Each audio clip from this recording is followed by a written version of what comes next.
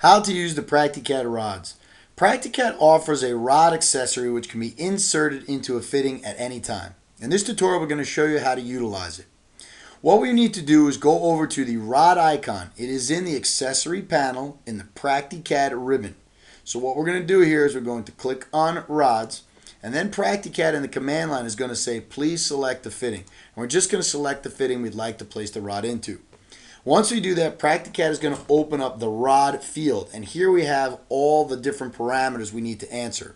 Now, there are not that many parameters for rods, so just like all windows in Practicat, we can size this field to whatever we'd like. This, of course, is the minimum size currently, and we've done that just by holding our cursor over the corner or the sides and simply holding our mouse down and stretching it where we need it, just like the tap parameter box.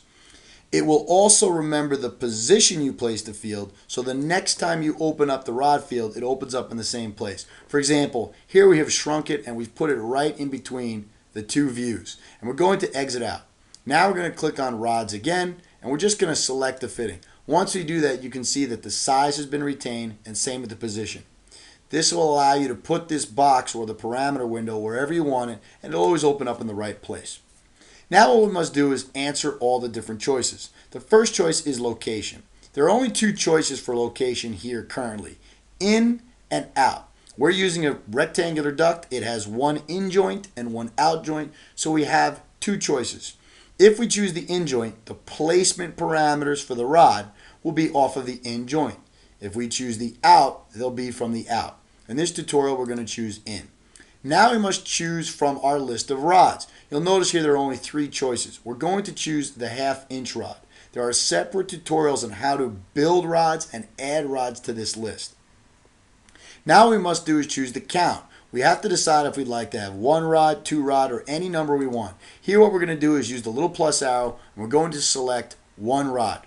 You'll notice that as a default, it's starting with the inset from the in joint or outset, 1 inch. And here you can see that we've got a rod that's exactly 1 inch from the in joint. And that's because the location is on in.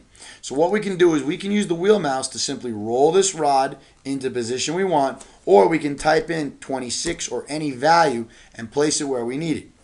So you have inset and outset, which will move it basically from the in joint to the out joint. Then you have the offset. Notice that offset 0 is the center, and we can move this up or down in any direction we want. So if we move it up, you'll notice that the rod, the offset, is going towards the near side or the right side. And if we change the offset to a negative value, it's going to move it towards the far side or the left side. So what we can do is we can put this rod in any spot we want. In this tutorial, we're going to leave the offset at 0.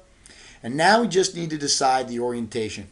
Currently, we have this in the width, but we can switch the orientation to depth. And if you do that, you can then once again control the up and down parameter for the offset, as you can see in the isometric view, and also control the inset outset.